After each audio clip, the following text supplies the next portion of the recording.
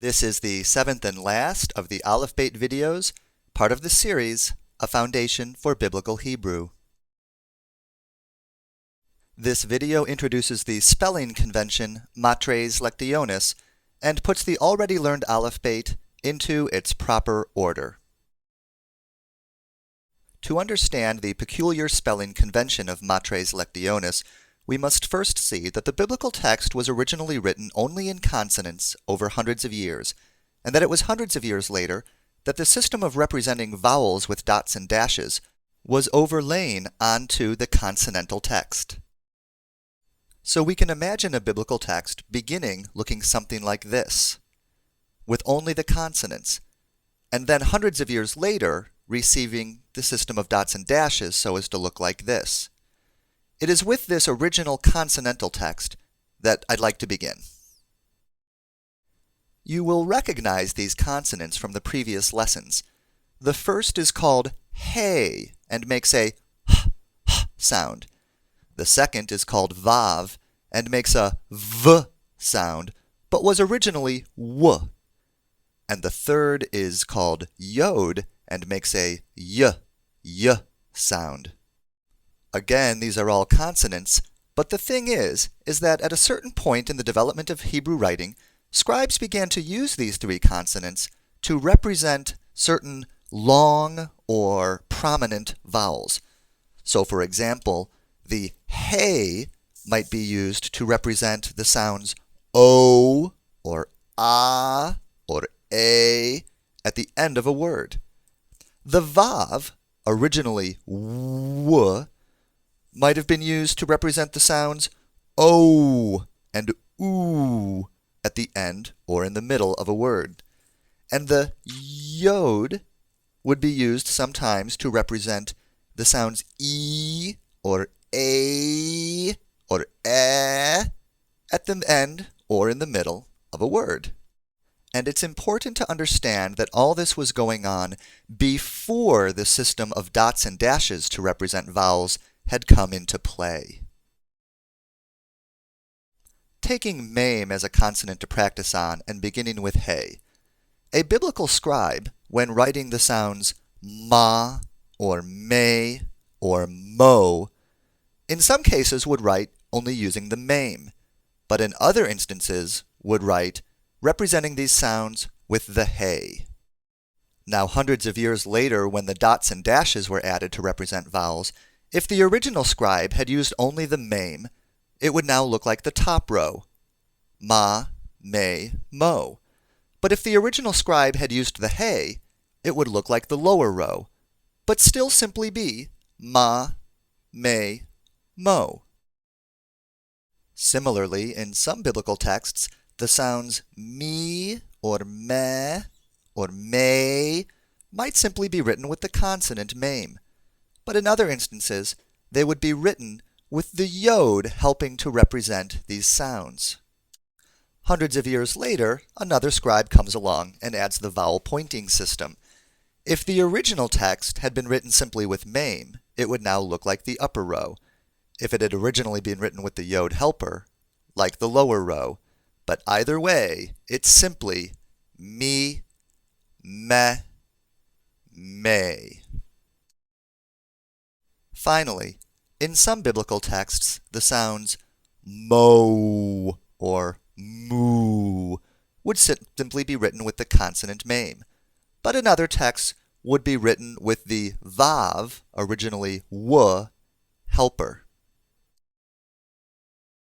When the much later scribes came along to add the vowel pointing system, the ones written originally just with mem would now look like the upper row. The ones written mem vav would now look like the lower row. But either way, it's simply mo or moo. Now let's pay special attention to what's going on with that moo. They've simply placed a dot into the vav and not used the three-dot system for representing oo at all. But either way, you can see that it's simply moo. Now, if you're alert and remembering your past lessons about the Dagesh, you may wonder how you can tell this oo vav from a consonantal vav that has been doubled with a strong Dagesh. V. Well, the answer is simple. If that were the case, then we would have 3 consonants in a row, mem, vav, vav. V. Something that Biblical Hebrew will not tolerate, a language that doesn't even like to see 2 consonants in the row at the beginning of a syllable. So here, clearly, mu it is. So, let's read some Biblical Hebrew words, using what we have learned about the use of He, Vav, and Yod as Matres lectionis.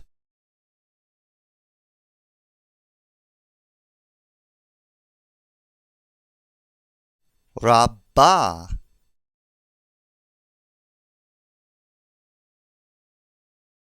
Bimheirah,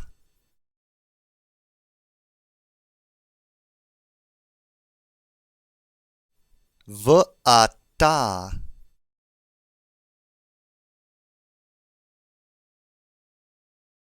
Hashanah,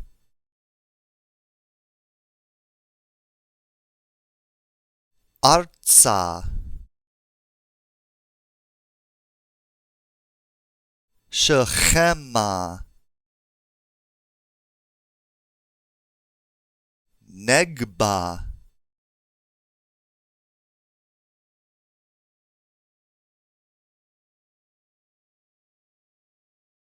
De'eh,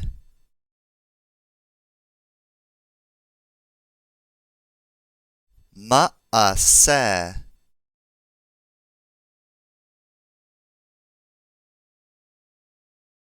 Ya'aleh,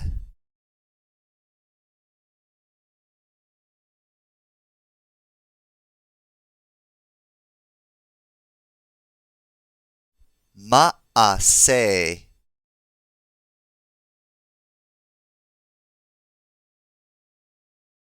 Ma'aleh,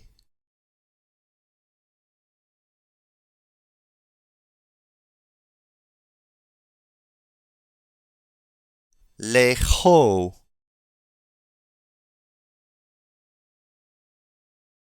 Kabo,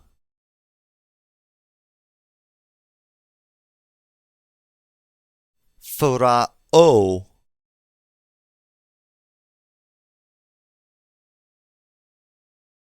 V'nisko,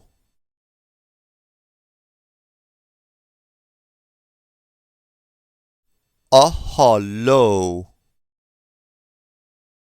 You may remember from the first lesson that when you see a dot and a hey, it is not any kind of dagesh, but simply a notice that this hey is a consonant and not a mater.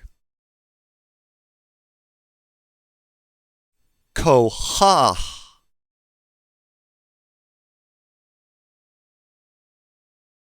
Fishrei,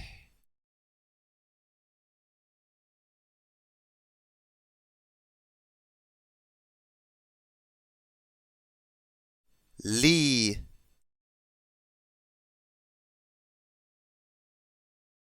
Ani, Vaihi,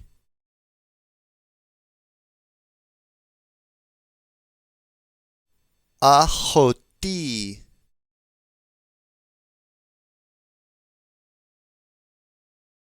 Chamasi,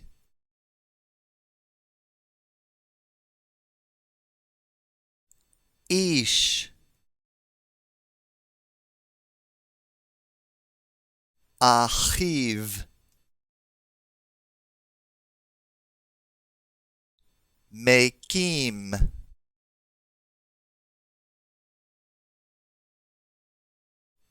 Asiti,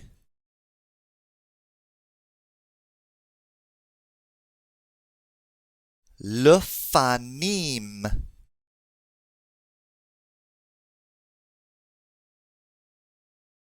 Elohim,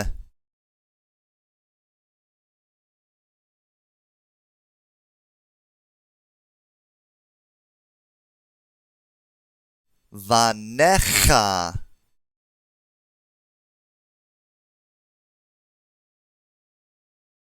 yameha,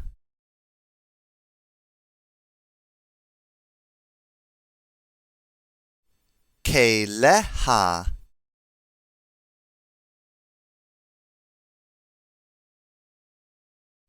avotecha,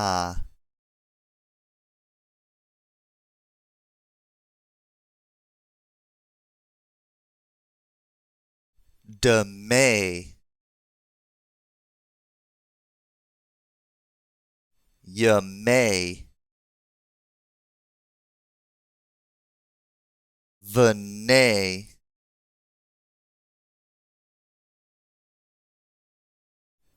atse, mime,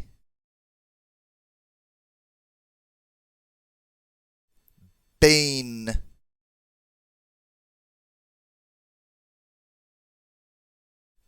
yudehem,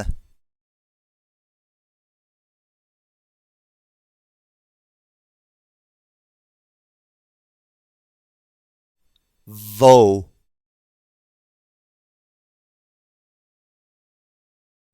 oto, zaro, moat,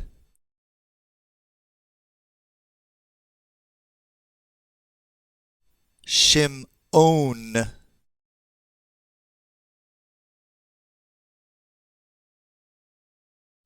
behonot,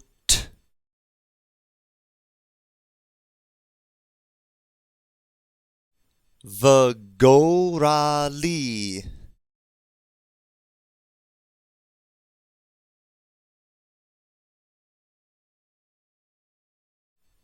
kum,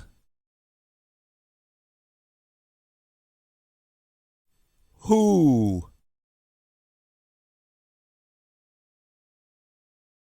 uvene, uravu, uzahav,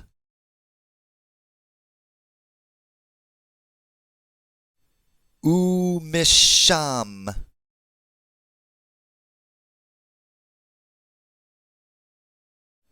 umilu,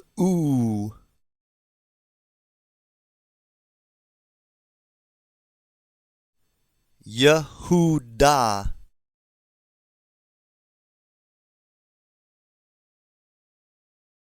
uvime. So now that we can read fluently, we may as well learn the Aleph-Bet. Let's begin by meeting the vowels. These two are a, patach, and a, kametz. These three are e, hirek, e, segol, and a, tsere. And these three are o, kametz chatuf, o, holem, and u, kibbutz. And when the u is written with a vav for a mater, it is called shurek.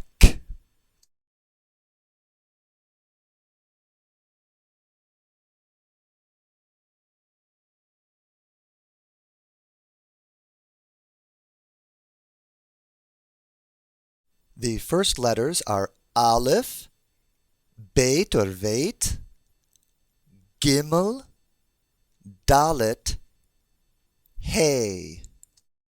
Then Vav, Zayin, Chet, Tet, Yod, and Kaf or Chaf. Now Lamed, Mem, Nun, Samik, ayin, and pei or fei. And finally, tzade, kof, resh, sin, shin, and tav.